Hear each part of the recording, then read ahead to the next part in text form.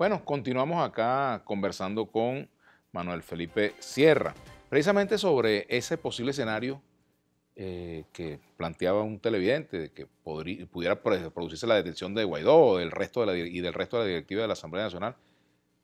Bueno, hay la decisión que tomó hoy o que ratificó hoy el Tribunal Supremo de Justicia, ¿no? Donde considera que la Asamblea Nacional está en abierto desacato y en consecuencia, si se declara en desacato, seguramente podría ser objeto de cualquier medida de ese tipo, ¿no? Aunque de manera no expresa se hacen consideraciones de ese tipo, ¿no?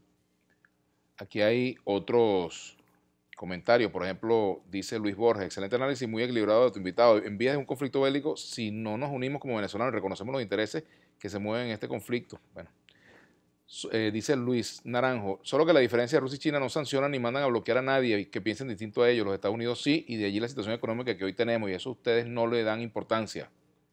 No, mira, sí se le da importancia. Yo creo que las sanciones no se sanciona para que no ocurra nada. Toda sanción tiene un efecto, ¿no? Y sin duda alguna las sanciones contra Venezuela han tenido y han sido planteadas, ¿no? En el manejo de la economía, en el manejo, por ejemplo, las relaciones económicas en materia energética de Venezuela. Hay señalamientos muy concretos, incluso el sector privado. Sabemos las complicaciones que ha tenido la banca en algunas operaciones, es decir, claro que tiene un efecto, ¿no? Y sobre todo, fíjate, no solo un efecto directo, sino el efecto que genera el hecho de que esas sanciones puedan ser tomadas por Estados Unidos en otros organismos, en instancias, en bancos, en instancias que ni siquiera están obligadas a cumplirlas, pero tratándose de Estados Unidos, ahí opera, ¿sabes?, el factor ese diciendo, bueno, mejor las acato o las asumo sin que me las indiquen, ¿no? Entonces, y todo eso va generando ese clima de desconfianza, que es uno de los factores que caracteriza la crisis económica del país y que impide en mucho que por muy racionales y pertinentes que resulten algunas medidas económicas, su resultado no sea el mismo. Porque como tú sabes, y bueno, lo sabe todo el mundo, la confianza es un factor fundamental que opera en la economía, más después que el país ha estado pues en curso o protagonizando esta conflictividad que viene, por cierto, desde prácticamente al inicio del gobierno de Chávez, pero que se materializó a partir del año 2002, no, 2001, pero 2002 y 2003. Y esta mañana, cuando yo veía la manifestación muy numerosa, por cierto, de la oposición que recorría la avenida Francisco de Miranda, y veía también las imágenes, me recordaba lo que ocurría en aquella época, ¿no? En aquellos años. Bueno, que uno estaba acostumbrado a ver en la Plaza Altamira, las grandes manifestaciones, después en el silencio, como siempre. Entonces pareciera que no hubiera ocurrido nada, pero sí ha ocurrido, que ahora la situación es mucho más grave porque tiene un componente explosivo, que es una situación económica excepcional también, y un cuadro de creciente descomposición social. Tú sabes que yo no entiendo por qué cuando se analiza la economía, mucha gente la remite a un juego de números y de cifras. No, está bien, eso está muy bien y es así, pero el tema es que el cuadro de Venezuela fundamentalmente es un cuadro de conflictividad, de anomia, que tiene que ver con el crecimiento de la delincuencia en toda su forma, que tiene que ver con los factores, si de alguna manera, de disgregación que se están generando en la frontera venezolana, en toda la frontera, no solo el caso que conocemos de Guayana.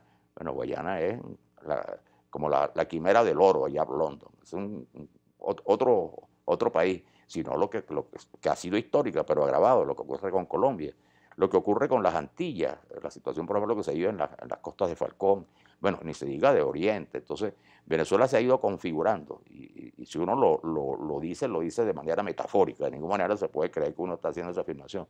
Un cuadro de somalización, como ocurrió con Somalia en su momento, por Ujú. otras razones.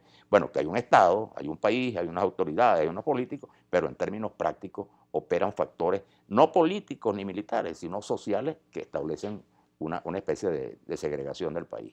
A criterio personal, ¿cómo califica usted la movilización en los diferentes estados del país en contra del sistema político venezolano? Me dice Carlos Sack. Bueno, yo creo que evidentemente hay un reclamo de cambio en Venezuela que no se puede Claro. ocultar. El tema es cómo se logran esos cambios, cómo se construyen esas rutas para ese cambio, y si el cambio es para resolver el conflicto político o para profundizarlo. Ese es el gran dilema, ¿no? Y cómo se Claro, hace para evitar la profundización del conflicto político venezolano. Lo del deseo de cambio para mí es indudable, pero indudablemente, además está planteado desde hace tiempo, ¿no? desde hace tiempo, ¿no? Lo que pasa es que también para el cambio tiene que haber un mínimo de cordura, ¿no? De sensatez, porque todo cambio de todas maneras implica cesión de uno de los factores, negociación. Si no es el cambio violento que sabemos y que, bueno, se ha producido en el pasado, pero que en el caso de Venezuela, en las actuales circunstancias, lo que tendría sería un efecto catastrófico mayor en la población, en el venezolano y sobre todo en una economía que, como sabemos, está, como se dice popularmente, en terapia intensiva, ¿no? Rebeca Navas, ¿y cuál se supone que debe ser la salida de este conflicto? Bueno, ojalá Claro. Yo creo la que supiéramos, ¿no? Pero yo creo que tanto el gobierno, el oficialismo como la oposición, intentos que han hecho algunas, se han anunciado en el pasado, están obligados a crear un factor si no de negociación, buscar perfilar ciertas normas de convivencia mínima, respetando las posiciones, ¿no?, críticas y también las posiciones oficiales. Y en eso hay un reciente pronunciamiento hoy en la prensa, que es muy importante, de 5 países de la Unión Europea que dicen que están proponiendo un programa que no es lo que se ha venido planteando. sí, es un grupo de contacto, fíjate. Exactamente. Un grupo de contacto Sí, que... importante, ¿no? A propósito de eso, ¿tú es factible una internacionalización del conflicto venezolano? Me refiero que se convierta Venezuela en un escenario donde distintos... No es descartable, Ujú. no es descartable y sobre todo, aparte de lo que hablamos de las relaciones con Estados Unidos, este problema de Venezuela inserta en la geopolítica con estos nuevos factores, ¿no?, cuya relación es cada vez mayor de Venezuela, el caso de Rusia, de Irán, de Turquía, bueno, de China, sino también por la situación de los vecinos, porque la situación de Colombia, y eso no es nuevo, se ha agravado mucho, allí hay un foco de tensión permanente, más todo tiende a que se complique, incluso ya lo asume el propio presidente Duque, ya asume que hay una conflictividad y aconseja que haya solución en Venezuela,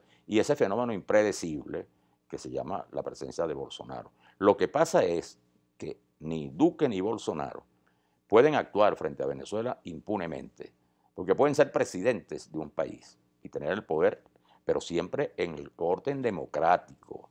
Y en ambos países existen factores sociales, el caso de la guerrilla, los paramilitares de la violencia, y en Brasil, que no han activado el caso de los sectores organizados, obreros, que van a suponer graves complicaciones para el manejo del poder, tanto para Duque como para Bolsonaro.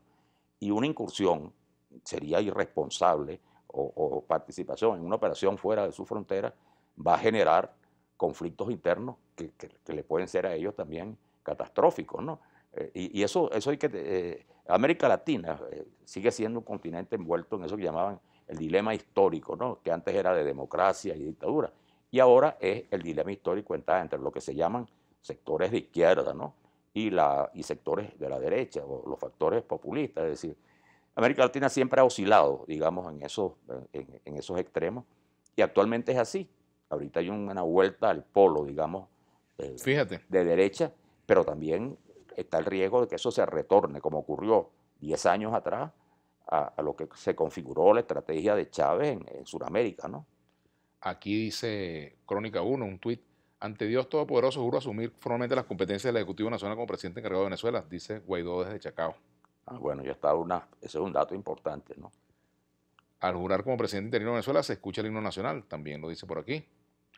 Esto, por supuesto, Ahí estaba una noticia habíamos comentado la posibilidad de esa noticia, pero ya está confirmada. claro, eso Y ya eso también coloca nuevas circunstancias circunstancias al conflicto que en de Venezuela. ninguna manera aseguran solución al conflicto, sino que añade un nuevo elemento, bueno, imponderable, ¿no?, a la situación. Así es, vamos a hacer una pausa y ya regresamos con Manuel Felipe Sierra.